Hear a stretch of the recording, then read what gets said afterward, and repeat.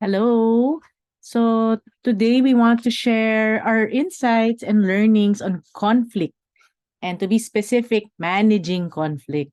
In the years we've spent directly working with couples and all sorts of relationships in and outside the movement, we've witnessed how each one has different ways of handling conflict. Of course, sino ba naman sa atin ang may gusto ng away, di ba?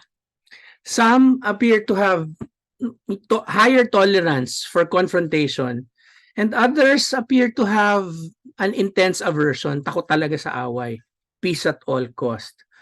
While those with higher tolerance for confrontation and fighting a lot sometimes can tread on dangerous grounds.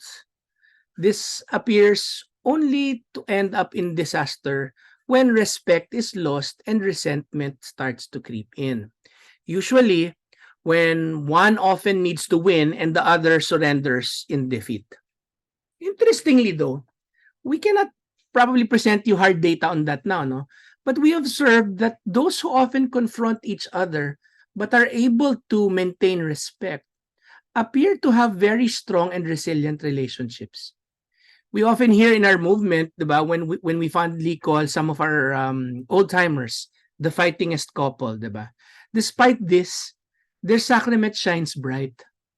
Ironically, we observe the opposite is true in relationships that are hyper averse to conflict. It's quite understandable to want to keep the peace. Isa na ako doon. This is especially true when a relationship has experienced some kind of crisis and would like to avoid any topic that even goes near the issue, or in relationships where confrontation is ugly, resulting in hurtful words and actions that end up in resentment and regret. I was one of those who would avoid sensitive issues or sweep them under the rug for a semblance of peace and stability.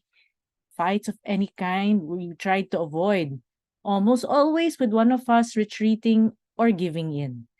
Over time, the relative peace it brings gives the illusion of stability and strength, but the true cost to the self and the relationship will one way or another reveal its ugly head.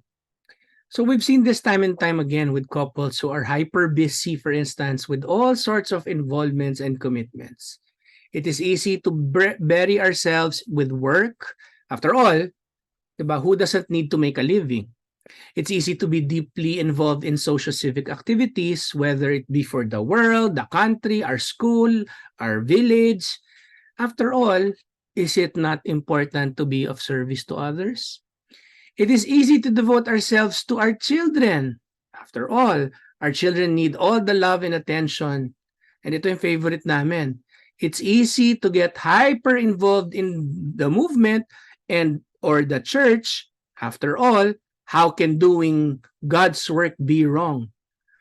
While we will not judge anyone passionately involved in any of these, from what we've observed of the many couples we have encountered, sometimes this is a red flag.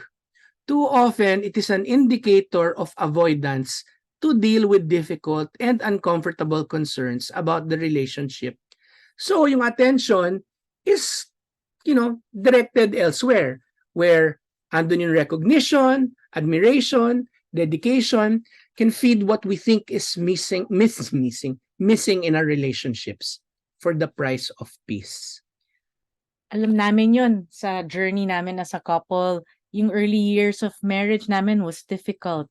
There was not much of a honeymoon period because we started a family immediately, and yung concerns of providing and building a home became overwhelming.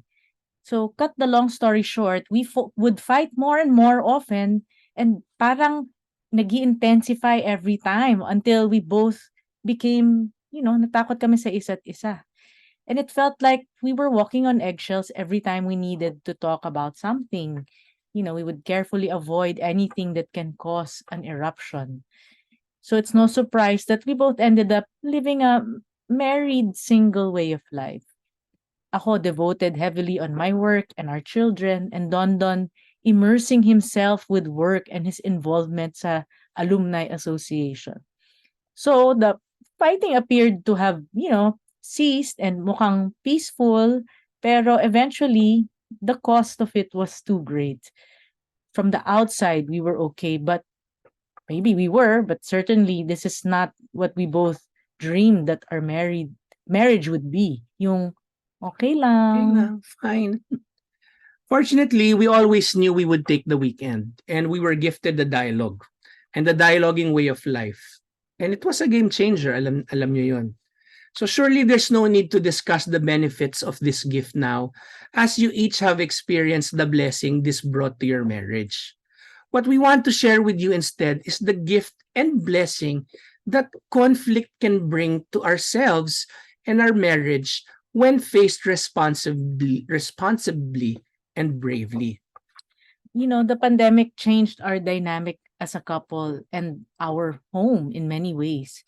We were stuck together 24/7 with this virus, and we were fearful of many things. It really had an impact on us, no? One of the unfortunate things that we experienced was the lack of community. Kasi we relied heavily on the friendships and community to remind us of our vision as a couple. Instead, we were just faced with being parents most of the time the past 2 years or so. It was peaceful. We got used to it, and we got very good at avoiding anything that would disrupt that peace. And then yung familiar na emptiness we felt early on in our marriage, it started to creep back in again. It is easy to ignore it and go on with business as usual. After all, our routine made our home peaceful. But we knew this uneasiness is grace, making itself known and reminding us who we really are and who we said we want to be as a sacrament, something we seem to have forgotten lately. And as amazing how God's grace works, we both seem to have felt this inner yearning to do something, to change, to be responsible, and to be brave. So, kahit peaceful, I felt very lonely. It felt less like a marriage and more of a coexistence. Thanks to what we learned though in the weekend and with the community, we slowly started making choices to start those difficult conversations. Keeping in mind the rules on fighting fair, I struggled to open up to Dondon and share the feelings I was afraid and ashamed to share. Deciding to be open is one thing, but make no mistake, it is an excruciatingly unpleasant process and remains to be so. So much pride often needs to be swallowed, whichever end of the conflict we are on. But I wanted to feel close to Dondon again, and I reminded myself that the objective is understanding, empathy, and intimacy. And sometimes it would even lead to a resolution or solution. The greatest thing we learned about conflict is it can be a gift depending on how we choose to deal with it. Often, diba, conflicts bring about change. Conflicts bring to the surface what is kept in the dark to shed light on. Conflict provides opportunity to grow.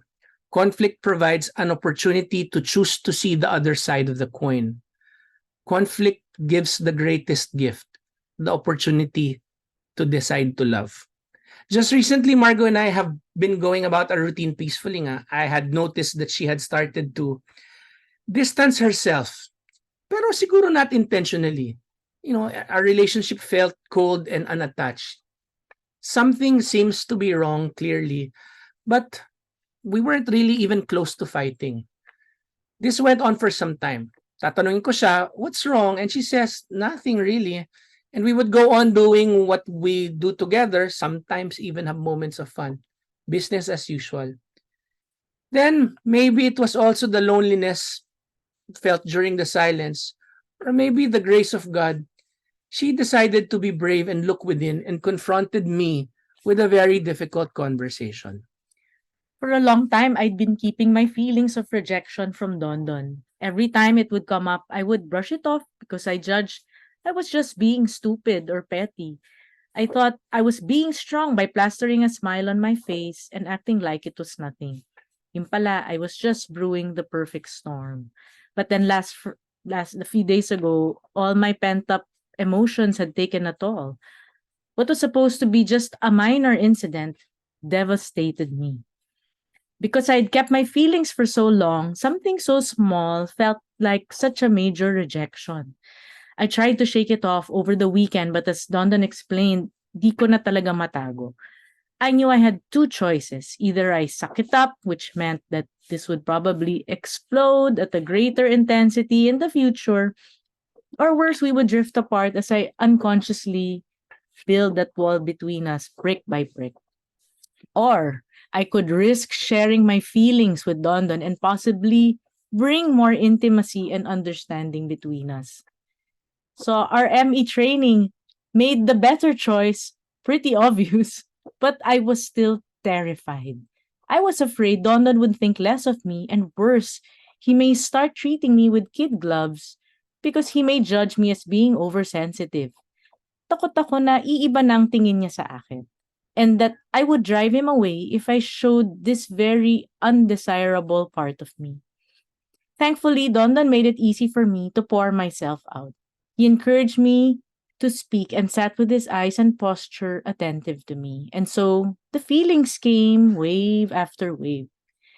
I can't say that I communicated in the best way, but Dondan just sat and actively listened. I knew what I was saying was not easy for him to hear. And I also knew how much he was deciding to love me over and over again as my litany wore on. Afterwards, I was so worried. Why was he not reacting? Have I turned him off from me completely? He then reassured me that he was just giving me and himself the space that we both needed to be calm and reflect. Although, things were a bit awkward at first, as they are after a confrontation, we both made small yet intentional choices to turn a difficult situation into an intimate one. He was so gentle with his tone and even went out of his way to open the door for me or pull my chair. Ako naman, I chose to be more affectionate and demonstrative by holding his hand and embracing him. So, like a flower blooming petal by petal, so did our relationship grow and deepen with every conscious choice we made to love. I'm so overjoyed and immensely grateful for the healing and intimacy that we're experiencing now. Syempre, I'm thinking I should have done this sooner, but thank God I did not wait a minute longer. Although many things were very difficult to hear, it provided me an opportunity to love. Ang hirap. It likewise provided me an opportunity to grow as a person. It was teaching me how to confront as well. If you know me, that's very hard. To exercise restraint and shut my mouth, resisting the need to defend while she is speaking, is very hard for me. I was learning to provide space and pause before reacting and confronting back at the proper moment with love and respect. I certainly felt I grew that day as a person. And for sure, this was a win for Team Dondon Margo. As she shared earlier, many tender moments up to now resulted in the decision to fight or confront difficult issues instead of just keeping the peace at all costs. We have all the tools we need already at our disposal. All we really need to do is make the empowering choice to be brave, to risk to trust in our spouse, in the love of our spouse. Dr. John Whitting, a professor of marriage and family therapy, says it well when he said, of course, if something isn't right, it needs to be dealt with. But conflict need not be combat. Most often, it's not our difference that is the problem. The problem is how we deal with those differences that can make or break a relationship. Fighting will always suck. Difficult issues will always be scary to confront and bring up. Keeping the peace will always seem the easy way out. But the question is, what is the price we are willing to pay making the very disempowering choice to shut up and suck it up and suck it in? Make no mistake, that is not a decision to love. Hindi. One way or another, it will cost us either our health, our mental health, even our marriage, or worse, all of the above. So briefly, here are yung 4 practical ways that we can deal with conflict responsibly according to Dr. Whitting. So first, sabi niya, Embrace conflict. Go towards it, not run away from it. Face the issues. Avoiding conflict may seem easier for now, but it usually causes bigger problems later. Experts like Harvard's Richard Hackman recommended tackling disagreements head on. If you ignore important topics like money, religion, kids, in laws, you're likely to end up less happy in the long run. So, be brave and address challenges openly but calmly. Yun. Openly and calmly. The next tip is accept our differences. It's so easy to feel frustrated and wish for a different situation when we encounter conflict in relationship.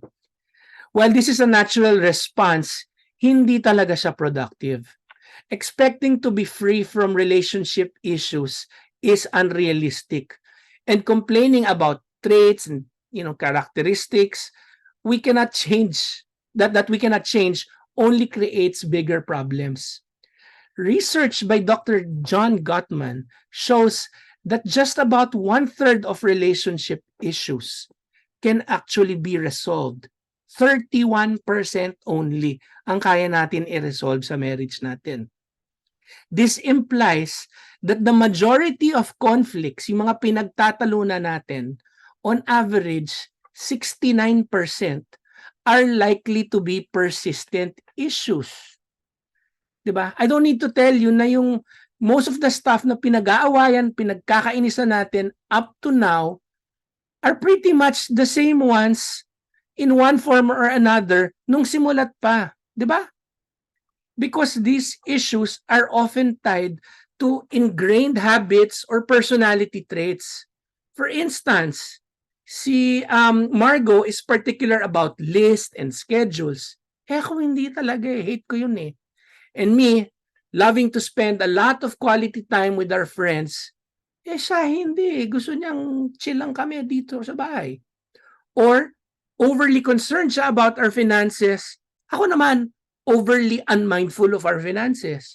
Oh, so these traits are probably here to stay. Diba? Our focus should then be on finding a middle ground rather than attempting to change each other every single time because it will come up over and over again. So the third tip is have a voice. So we shared kanina na staying silent about our concerns because it's uncomfortable and it really undermines our self-worth in our relationship. For example, when I keep my feelings to myself, I give full control to Don Don, making our relationship unbalanced and unsatisfying for both of us. Yung silent, keep the peace approach can become a form of dishonesty when one of us insists na everything's fine Okay when lang. hindi naman talaga.